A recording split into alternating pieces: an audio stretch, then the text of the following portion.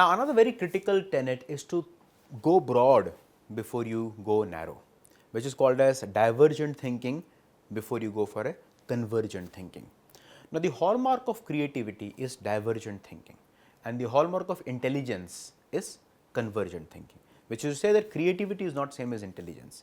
Intelligence, what we are trying to understand is the right answer. In creativity, our intent is to get to more answers, and that's a fundamental difference. Now, what typically happens is that when you are posed with a problem, your mind will immediately jump to the solution which is worked in past. Isn't that true? You seldom generate 10 ideas and then very laboriously go through each and every idea to select which one works, which one does not work, and then pick up the best idea. And the classic way of thinking, where you're going from one problem to one solution very quickly, is where we are looking at pattern mapping. You're trying to map a pattern basis your historical experience or what have you been taught as to what makes more sense now. But you're not created any new pattern, you're not created any new option.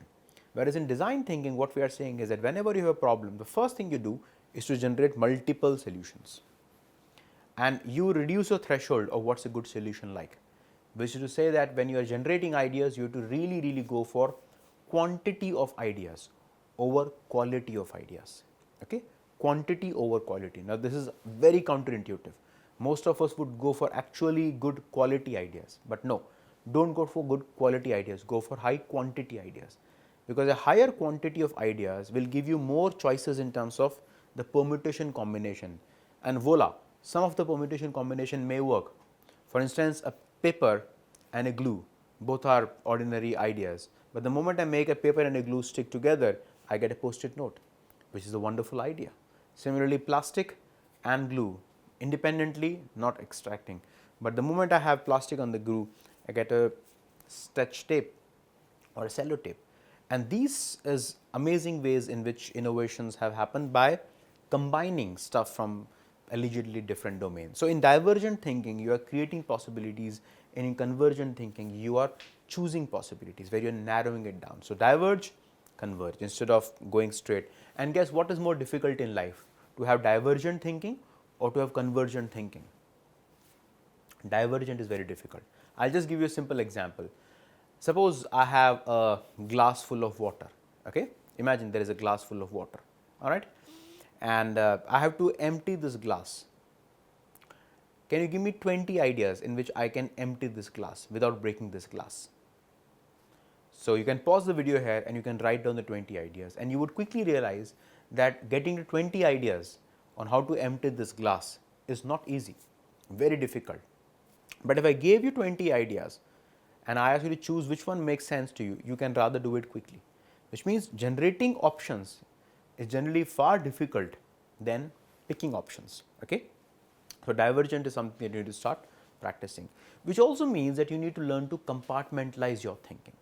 Now, what I mean by compartmentalizing your thinking is to think of this entire process of generating options as 3 separate compartments. The first compartment is what we call as a problem exploration. So, whenever you have got a problem that you are trying to solve, don't jump to an answer, don't jump to a solution, however great the solution would be, however much you love your pet solution, abstain from it, because as it goes, the moment you have started thinking about the solution, you have stopped thinking about the problem, right? So, abstain, which is called as deferring judgment. Don't be in a rush to solve a problem, spend time with the problem. But the only problem is that nobody wants to spend time with the problem, isn't it? Everybody wants to quickly jump to a solution.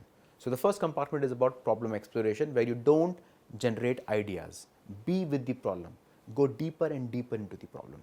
The second step is called as solution generation. In the solution generation stage, you try to look at multiple solutions, both as an individual and in a group setting.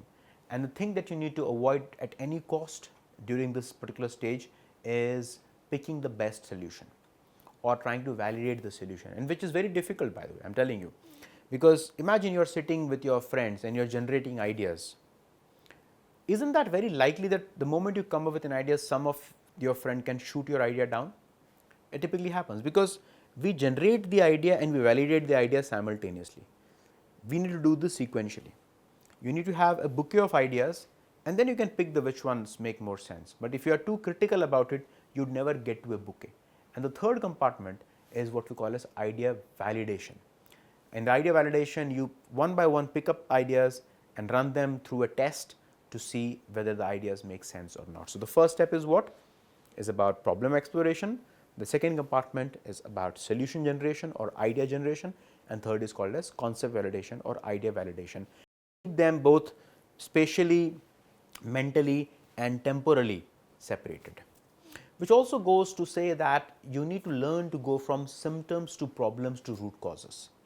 You see, whenever you are looking at a problem, you be humble enough to understand that what you are looking at is not the problem, it is only a symptom. Okay? For instance, traffic in Bangalore. Is traffic a symptom or a problem? If you think it's a problem, you will try to solve it. If you think it's a symptom, you will try to understand it.